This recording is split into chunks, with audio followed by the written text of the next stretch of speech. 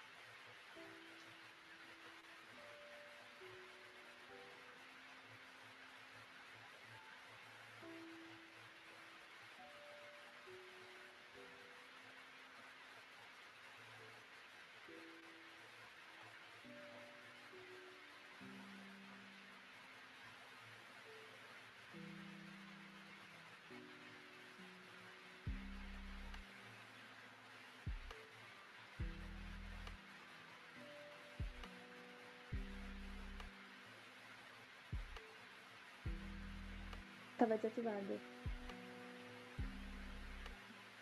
O áudio tava desativado no vídeo. Meu Deus do céu, enfim. Eu começo com a pergunta: quais são os seus principais desafios na hora de estudar? Seja, eu tenho muita coisa para fazer e eu não tenho tempo, ou eu não consigo me concentrar. Então, eu gostaria muito de saber qual a dificuldade vocês têm na hora de estudar, o desafio. Se vocês puderem me dizer, vai ser muito bom.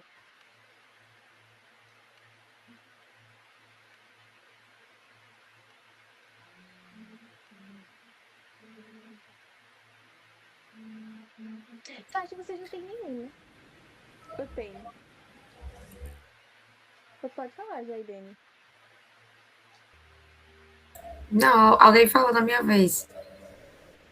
Mas eu vou aproveitar que vou falar. Então, assim, a minha primeira dificuldade é saber como é que eu posso guardar as informações, assim, e buscar depois, sem saber onde foi que eu coloquei, ou como pegar as partes importantes. Então, assim, são os meus principais desafios na hora do estudo, assim. Entendo. No caso, seriam as anotações. Isso. Ok. Acho que alguém mais vai falar ou tá tranquilo? Acho que tá tranquilo. Deixa eu passar. Então, algumas perguntas iniciais que a gente faz geralmente é como. Opa, a transmissão parou? Não, só parou o Isso. compartilhamento. Foi. Aqui. Pronto. Voltou. Agora voltou. Apertei no botão errado. Era ocultar. Algumas perguntas iniciais que a gente faz é geralmente como conciliar tudo com tantas poucas horas livres ou estudar muitas coisas ao mesmo tempo sobrecarrega ou agrega.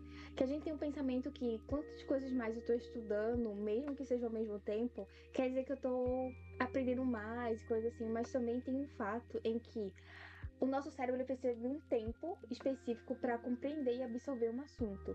Então, quando a gente estuda vários assuntos ao mesmo tempo, é capaz que um assunto se sobreponha ao outro. E aí, na sua memória, na sua lembrança, você acaba esquecendo um dos assuntos.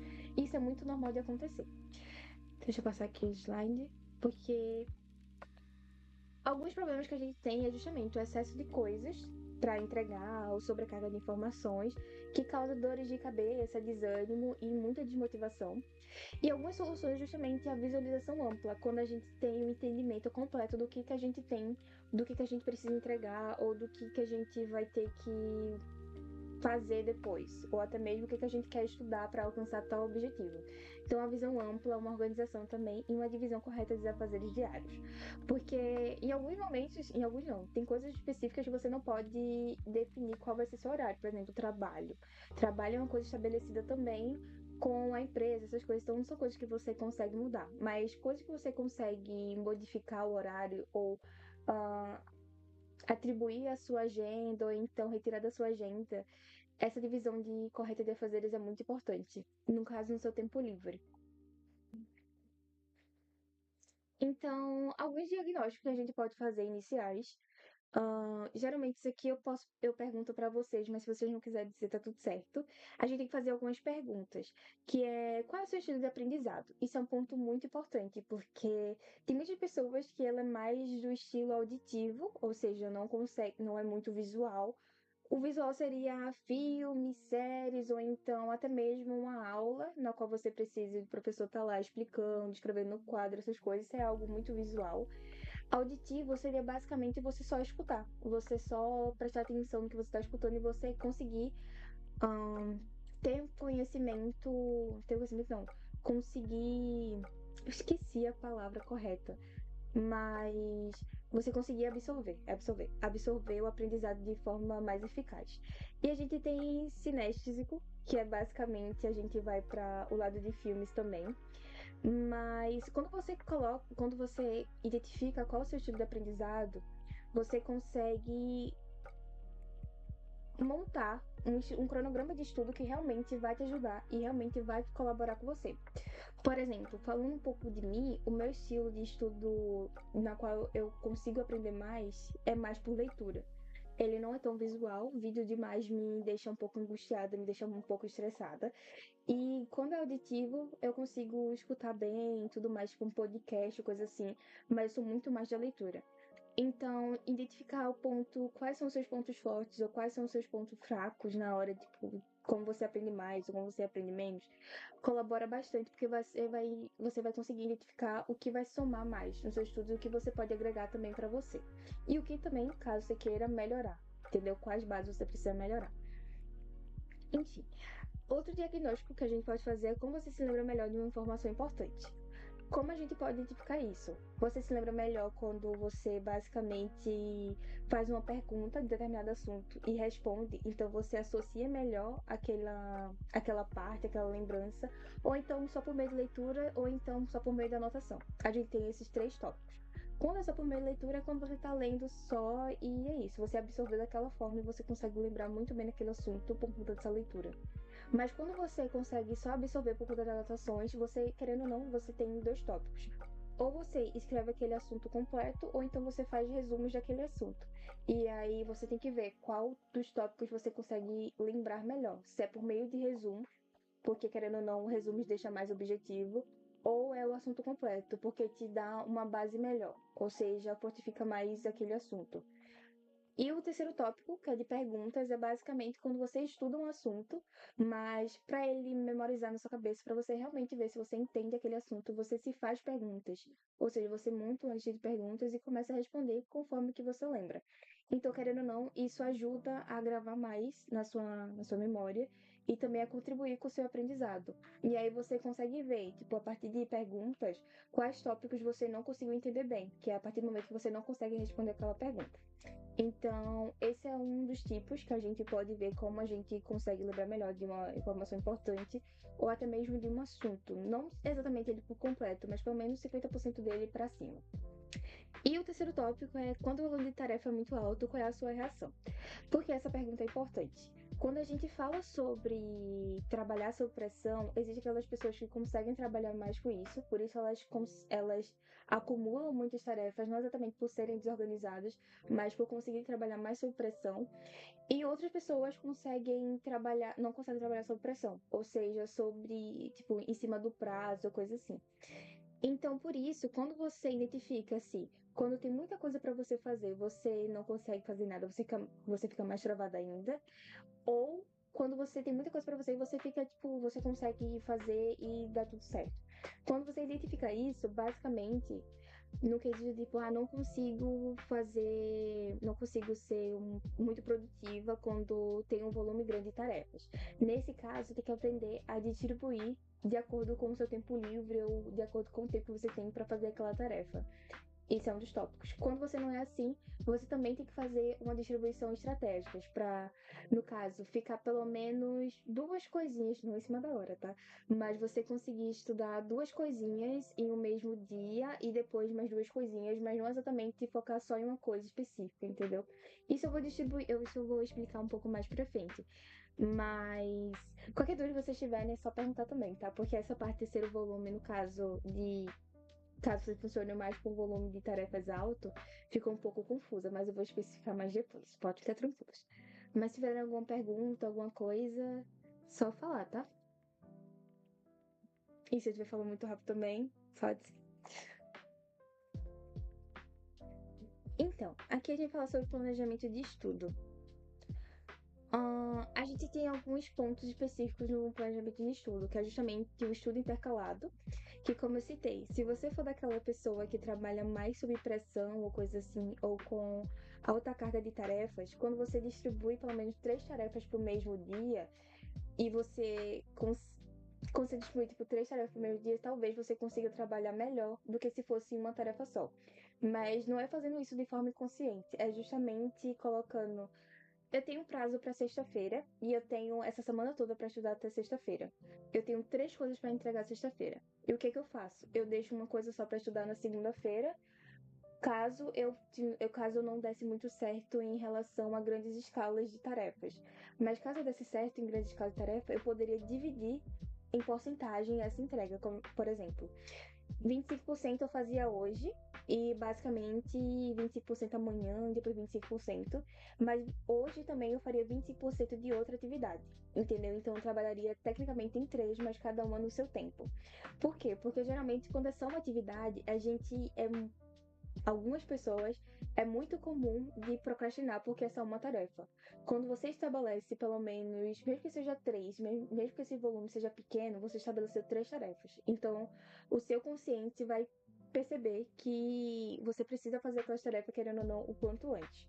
Mas é aquilo, se você trabalha mais com cargas menores, quando você divide você pode também trabalhar da mesma forma, distribuição de carga de acordo com a quantidade de tempo que você tem. Mas caso não tenha prazo ou coisa assim, tem como você distribuir realmente, por exemplo, um dia eu estudo uma coisa, no outro dia eu estudo outra coisa.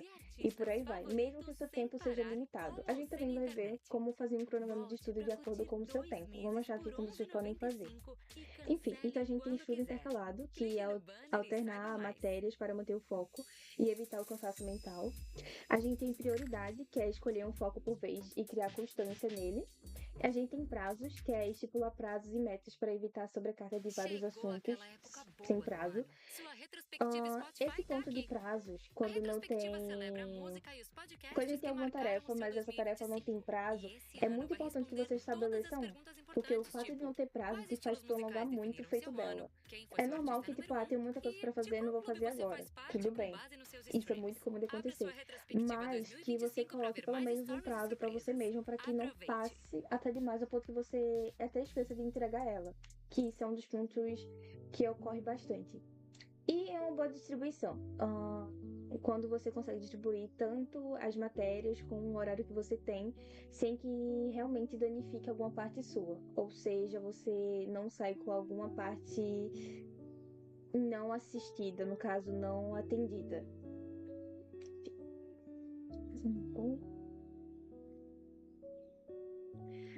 Aqui eu tô falando um pouco sobre como a gente pode ter uma IA, seja ChatGPT ou Gemini, como assistente. E quando eu falo assistente, é que ela vai te ajudar a montar o seu cronograma de estudo ou o seu cronograma de afazeres.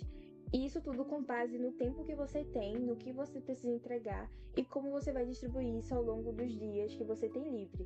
Por exemplo, você só consegue estudar sábado e domingo, então ela vai fazer um cronograma só de sábado e domingo com a quantidade de horas que você estabeleceu. Por exemplo, só tenho 4 horas para estudar, então vai ser só 4 horas para estudar. Ou então só tenho 1 hora para estudar. Então o cronograma vai ser de acordo com essas horas estabelecidas. E passando um pouco, eu vou ensinar como vocês podem fazer na prática. Deixa eu fechar aqui e eu vou dividir tela para ficar melhor.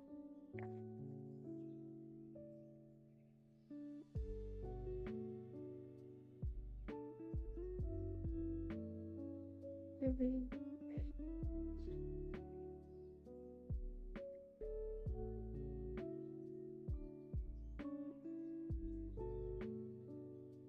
Agora deixa eu diminuir aqui.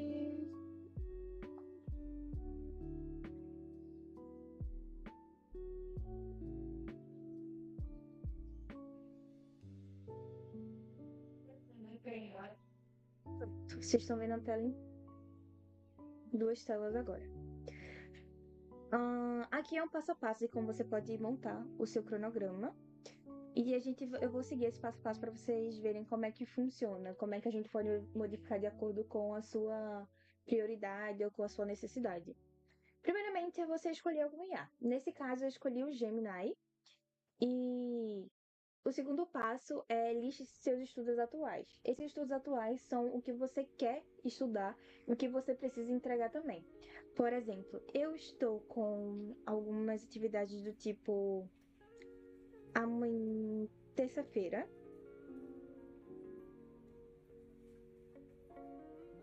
entrega de estatística.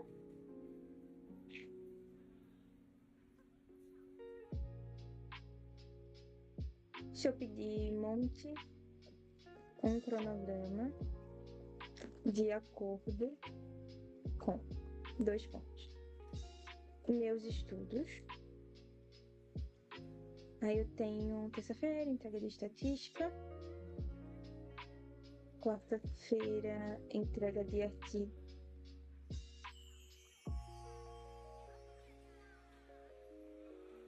Quinta-feira, apresentação do artigo.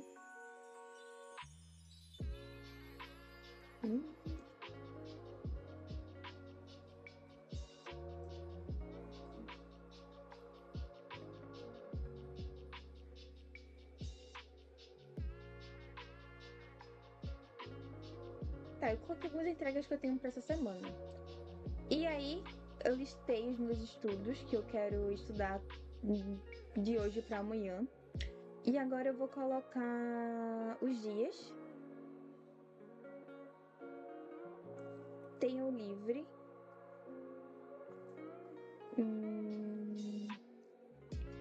Quero estudar de segunda a sexta-feira.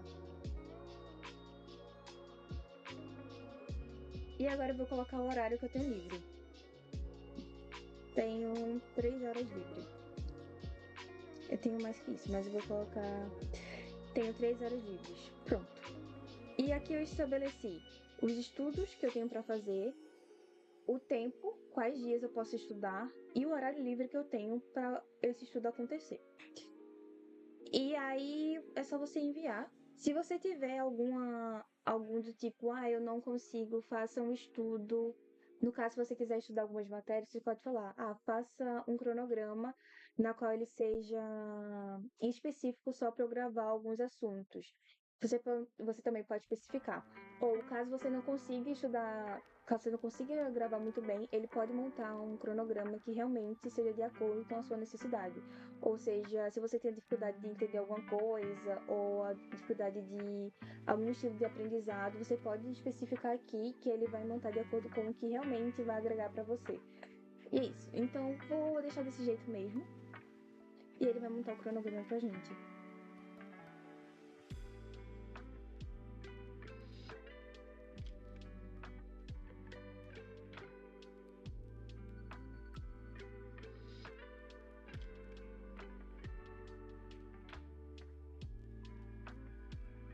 O ChatGPT é mais rápido, mas enfim.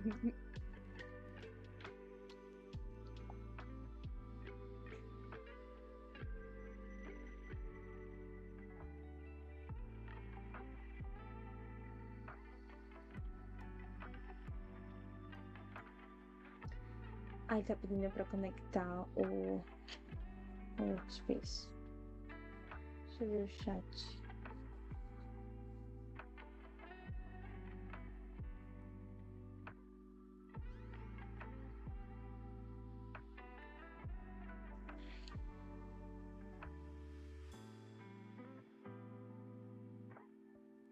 Aqui, pronto. Joguei no ChatGPT mais rápido.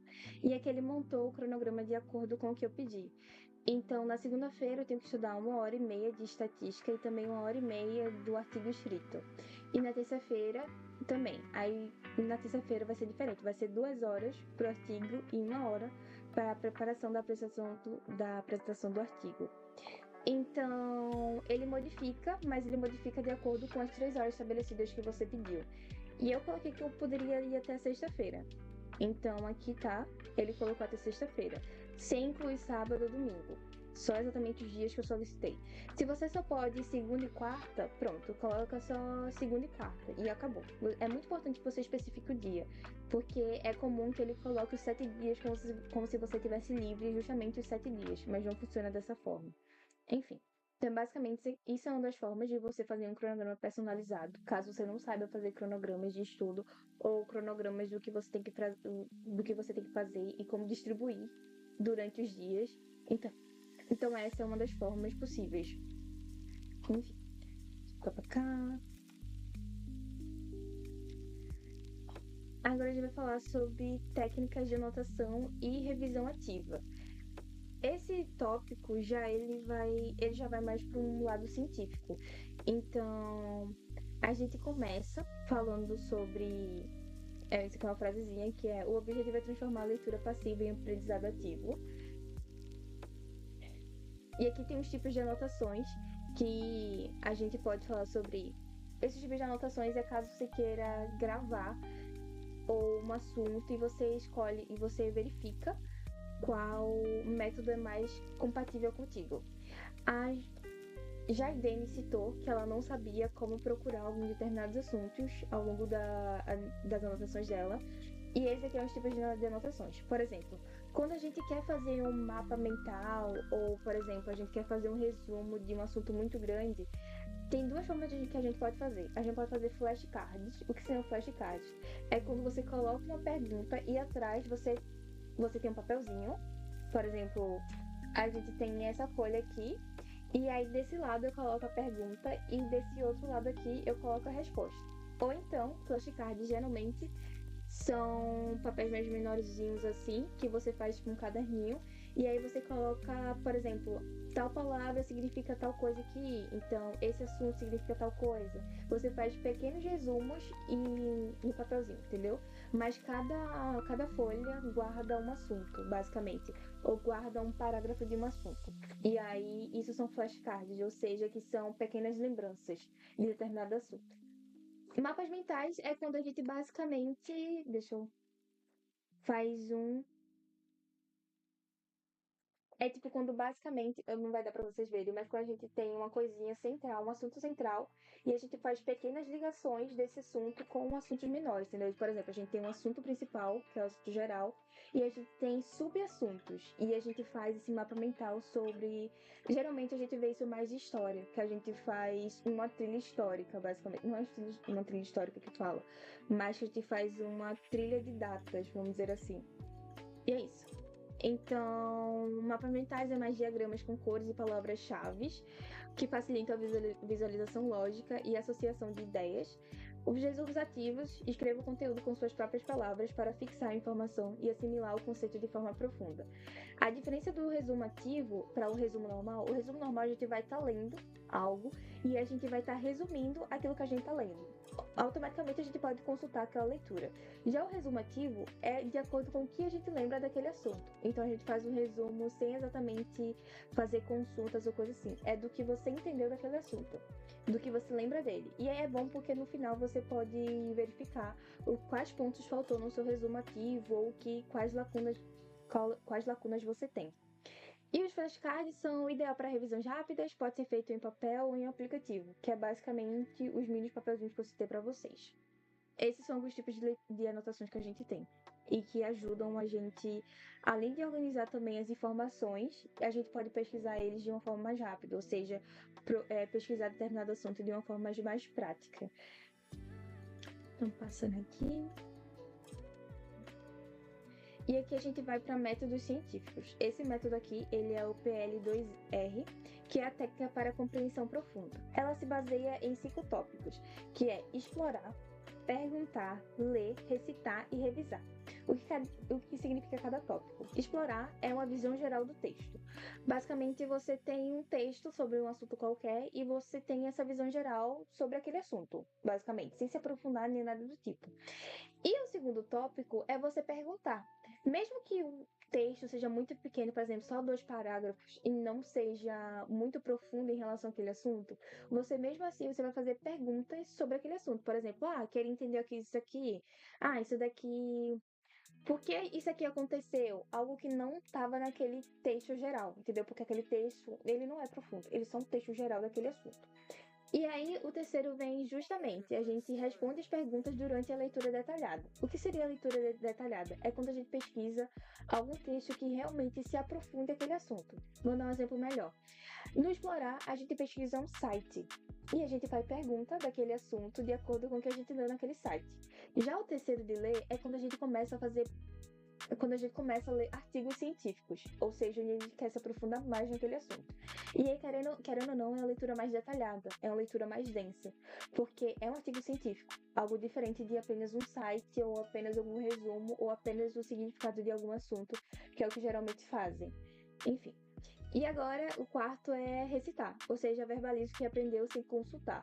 É como basicamente você está falando sozinho, ou seja, geralmente o recitar é muito mais presente quando você começa a ensinar, fingir que está ensinando alguém, ou então você está ensinando algum amigo. Então ajuda bastante o recitar, ou seja, falar o que você lembra, com palavras-chave e tudo mais. E o que você não lembra, você também vai perceber quando você estiver recitando, por exemplo. Algum subassunto se coliga com outro subassunto. Então, querendo ou não, eu só lembro de um e o outro tá. No outro existe essa lacuna. Então, você vai fazer uma associação do que realmente falta, o que você pode revisar. E o quinto é revisar, basicamente. Faça revisões periódicas, que é a partir do recitar e a partir também de novas perguntas. Juliana, depois que eu faço essa leitura detalhada, eu posso fazer novas perguntas? Posso ver se eu consigo responder essas perguntas que eu fiz? Pode sim, fica à vontade. É só alguns passos que você pode fazer, mas você pode modificar esse método como você quiser. Esse é um dos métodos científicos. Que é uma frasezinha que estudar sem revisar não é estudar, infelizmente. O cérebro precisa de um tempo e sono para transferir informações para a memória de longo prazo. Como é que a gente pode lidar com esse revisar que eu falo? Você estudou na segunda-feira um assunto e, querendo ou não, você precisa revisar esse assunto 2 dias depois ou até uma semana depois. É necessário para o seu cérebro realmente ativar aquele conhecimento, para ele realmente absorver aquela informação. Então, uma revisão periódica, ela realmente é necessária. E tá tudo bem. Estudei uma coisa agora e eu não consigo lembrar depois. É normal, porque para você lembrar de uma coisa por muito tempo, em quesito de conhecimento, você precisa, querendo ou não, fazer revisões. E também se aperfeiçoar naquele assunto, porque tem assuntos que mudam, que renovam, então é normal que você esteja estudando ele mais uma vez ou constantemente. Enfim, uma dica: comece cada nova sessão de estudos com uma breve revisão do conteúdo do dia anterior. Isso é uma dica que eu tenho para vocês, para caso vocês esqueçam muito rápido os assuntos que vocês aprendem, seja em cursos ou seja na vida, enfim, algo que vocês estejam aprendendo ou estudando. Se vocês esquecem muito rápido, faça sempre a revisão quando você puder. Ou seja, estudei segunda e terça e quarta-feira quero começar com a revisão dos assuntos que eu estudei segunda e terça. É ótimo. O seu cérebro agradece e também o seu eu do futuro também agradece. Enfim. Então é só uma dica para vocês. Isso aqui é agora falando sobre estudativo, eu vou falar sobre o método de Fehme. Eu não sei pronunciar o nome dele corretamente, mas enfim, de Fehme, onde finja que está ensinando o conteúdo a alguém para identificar lacunas no aprendizado. Foi justamente o quarto tópico que eu citei no método de PL2R, que é o de recitar. Esse método de Fehme, ele é comprovado cientificamente que realmente é válido. Então, fingir que está ensinando alguém, o conteúdo a alguém para identificar Eita, meu Deus, hoje é o dia, enfim. Fingir que está ensinando alguém para descobrir lacunas no seu aprendizado, é muito bom. E também descobrir quais pontos você tem mais fortes, entendeu? Por exemplo, ser mais de tal parte, de tal assunto, mas preciso melhorar nesse assunto aqui. Não quer dizer que você tenha lacuna nesse assunto, mas você pode aperfeiçoar ele ao ponto que fique tudo na mesma porcentagem de aprendizado. Você também pode fazer isso. Outro estudo ativo é a interrogação elaborativa, que é crie explicações que justifiquem o porquê e como os fatos são verdadeiros. É basicamente quando você tá pensando o porquê isso acontece, o porquê aquilo dali aqui. Não, mas por que esse. Eu vou dar exemplo de código porque eu sou de TI, enfim.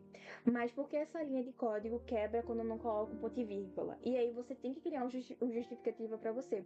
Porque, querendo ou não, isso ajuda também a você não cometer aquele erro novamente. E aí você descobrir por que aquilo ocorre. Ou seja, por que aquela justificativa é realmente válida, ou por que você tem que fazer daquela forma, ou por que aquilo dali significa aquela coisa. Então, esses são os tópicos da interrogação elaborativa. E o terceiro é testes práticos, ou seja, resolver exercícios e provas anteriores para consolidar o aprendizado. Isso é muito visto no Enem. É muito comum que pessoas que não conseguem estudar, querendo ou não, os assuntos inteiros, porque o Enem cai muita coisa, e são 3 anos de estudo, bem mais que 3 anos de estudo, né?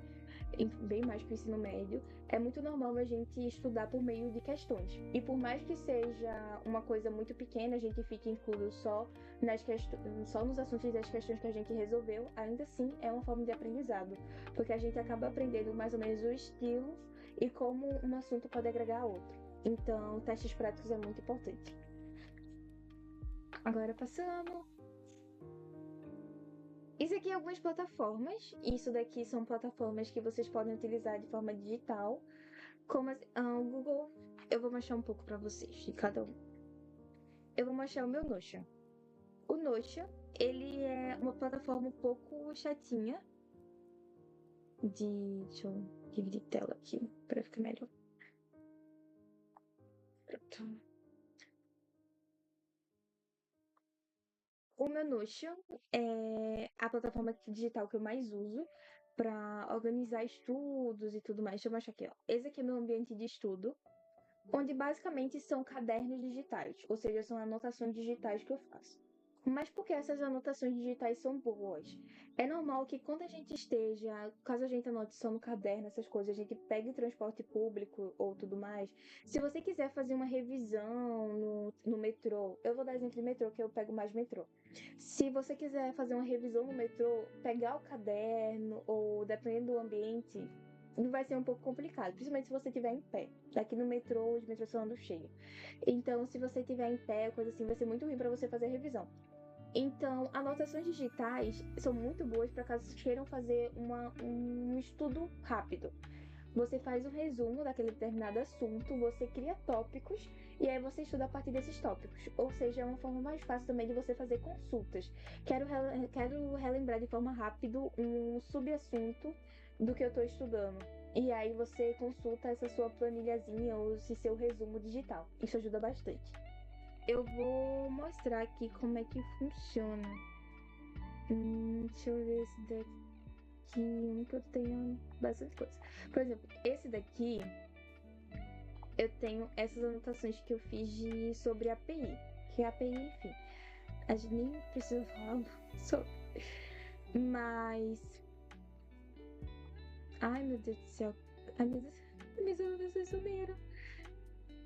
Oi, gente, tô querendo ensinar pra vocês, tá dando tudo errado. Que é isso, hein? Só porque eu tô aqui me esforçando, tentando. Ai, calma.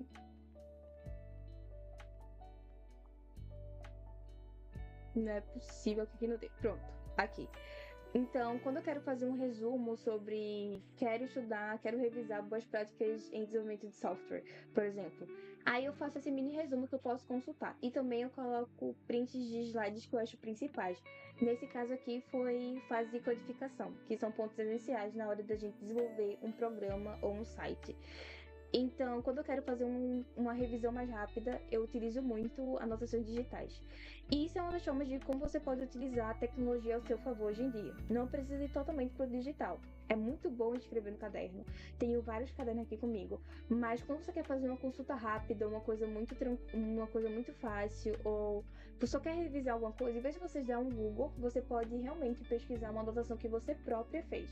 Isso ajuda também a você ver a memorizar ou até mesmo lembrar a partir das suas próprias palavras, que foi as palavras que você colocou no seu resumo. Então essa é uma das formas. Então a gente não tem só o Notion, tá?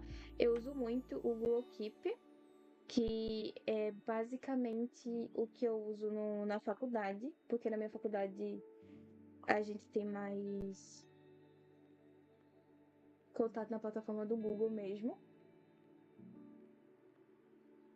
Deixa eu entrar aqui no e-mail da faculdade.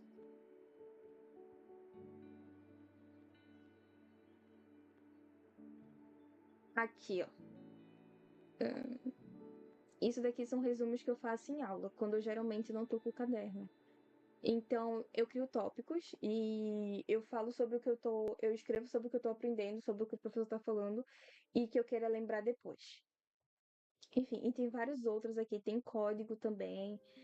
Então, é uma forma de vocês terem também que é mais rápido, até mesmo para vocês não terem que ficar digitando ou então toda hora escrevendo, ou toda hora procurando no caderno, que às vezes tem 12 matérias e é muita coisa para você lembrar onde é que tá. Enfim. A gente volta pra cá.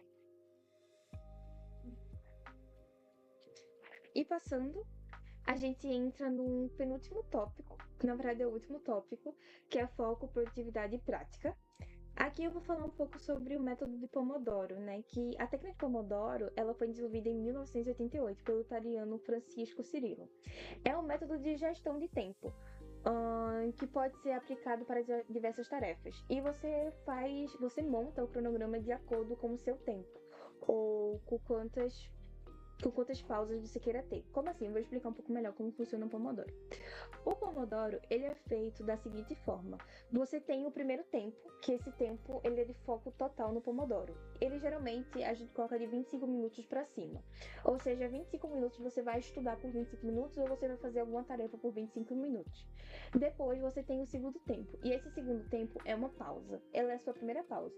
Essa primeira pausa ela é menor, porque é só um descanso para sua mente. Por exemplo, para você levantar da cadeira, para você ir tomar água, para você respirar, para você andar pela casa. Esses são os seus 5 minutos. Depois desses 5 minutos, você volta para o seu tempo de concentração, que são mais 25 minutos.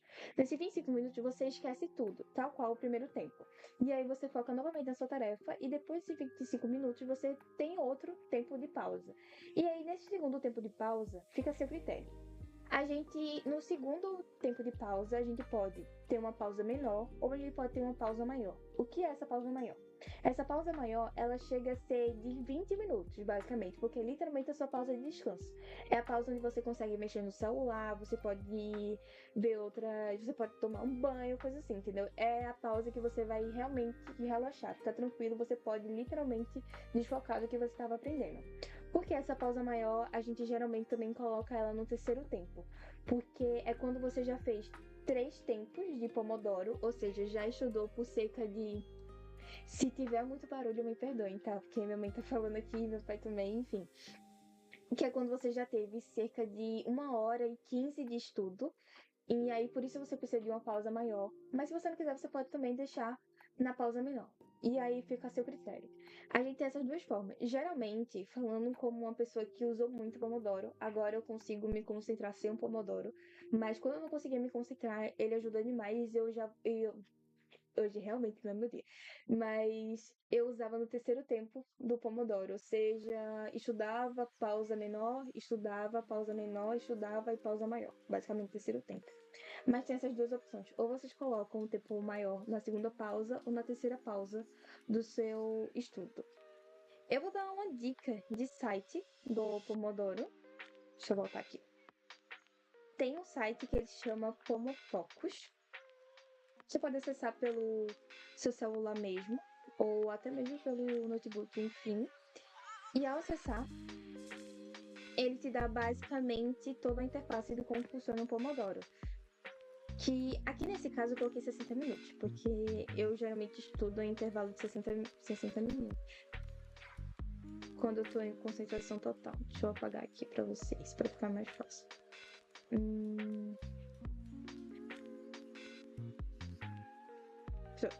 Esse aqui é o site, e aqui nas configurações você coloca.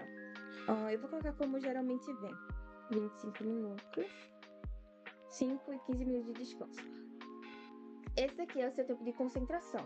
Quando esse tempo de concentração acaba, a gente vai para o tempo menor, o tempo de descanso menor, que ele é 5 minutos. Aí, quando acaba esse tempo de descanso, volta para o Pomodoro. E quando termina esse tempo de Pomodoro de novo, ou volta para o tempo menor, ou você escolhe que quer um tempo maior de descanso. Aí você define se você quer 15 ou 20 minutos de descanso. É mais ou menos assim que funciona o Pomodoro.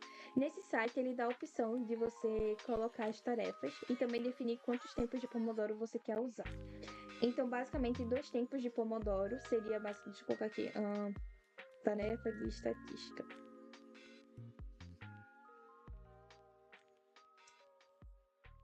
Tá certo, estatística. Pronto. Aí, nessa tarefa de estatística, eu posso definir quantos tempos de Pomodoro eu quero fazer. O Pomodoro, a gente conta com o tempo que a gente vai ficar estudando. Ou seja, se eu coloco só um, vão ser só 25 minutos. Se eu coloco 2, vão ser 25 minutos, pausa de 5 minutos e 25 minutos de estudo. E por aí vai. Se eu coloco 3, aí... basicamente 2 pausas de descanso menor e 3 pausas... 3 momentos de foco total. É basicamente assim que funciona o Pomodoro. Enfim, isso é uma das formas de concentração e foco que vocês podem utilizar e adquirir no dia de vocês. Deixa eu passar a ata para vocês irem assinando, porque tá no finalzinho já.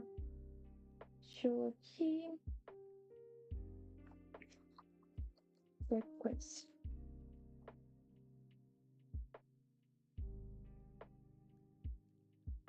Pronto. A ata tá no chat para vocês. E isso é um pouco do Pomodoro. E é importante que, tipo assim, vocês entendam que cada erro é uma oportunidade de aprender, sabe? De forma certa e evoluir com mais consciência.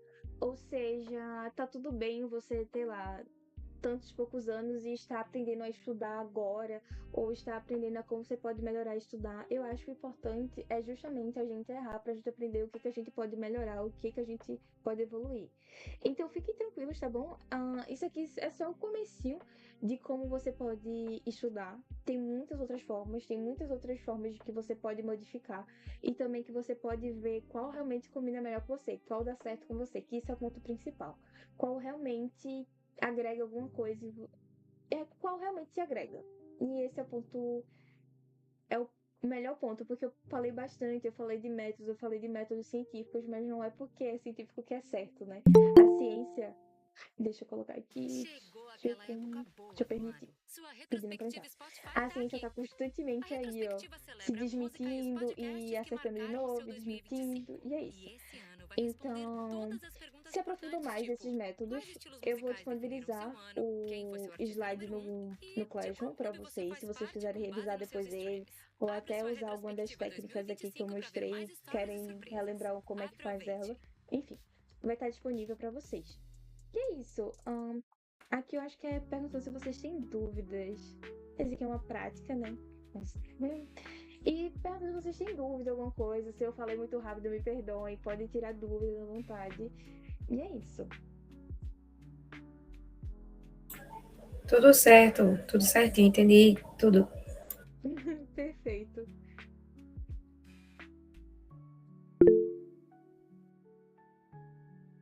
Ok, tranquilo. Eu só vou poder liberar vocês de 8 horas, mas... tranquilo também? Nossa, foi tudo tão tranquilinho, gente, me perdoem, tá? Minha dicção não é muito boa, não. Eu tenho um tico de dislexia que me quebra demais. Aí, às vezes, eu penso em uma palavra, eu falo outra palavra, aí quando eu percebo que eu tô falando outra palavra, eu me confundo, aí eu travo. E aí, enfim, acontece. Mas é isso. Assinem a ata, tá? Antes de sair. E eu vou liberar vocês. Foi bem rapidinho, mas... perfeito, então. Boa noite, gente. Não esqueça de assinar a ata, tá bom?